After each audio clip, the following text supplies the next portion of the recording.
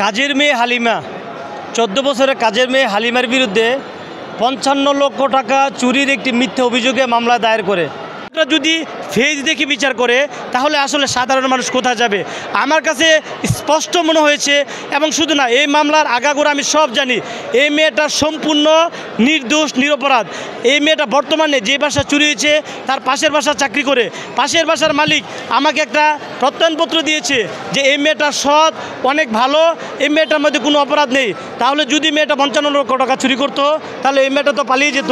এই মেয়েটা পাশের বাসায় বর্তমানে কাজ করে কিভাবে? তাহলে বাংলাদেশের মতো জায়গায় টাকা দিলে পুলিশকে ম্যানেজ করতে পারবেন, টাকা দিলে ডিবিকে ম্যানেজ করতে পারবেন, টাকা দিলে বাংলাদেশে সব হয়। এই টাকার কারণেই কিন্তু এই মেয়েটা পরকীয়ার বলি হয়ে আজকে কাজের মেয়ের দিকে তীর নিক্ষেপ করে গোলাপানিতে মাছ শিকার করে এই কাজের মেয়েটাকে আজকে 1.5 মাস যাবত জেল খাটাচ্ছে, 2 দিনের রিমান্ডে নিয়েছে।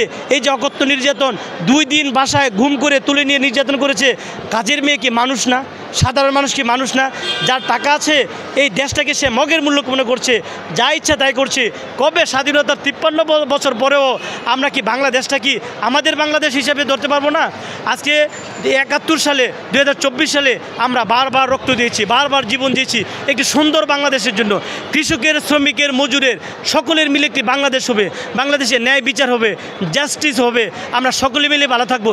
এই বাংলাদেশটা আর কত বছর পরে পাবো? এই প্রশ্ন আপনাদের কাছে রেখে গেলাম।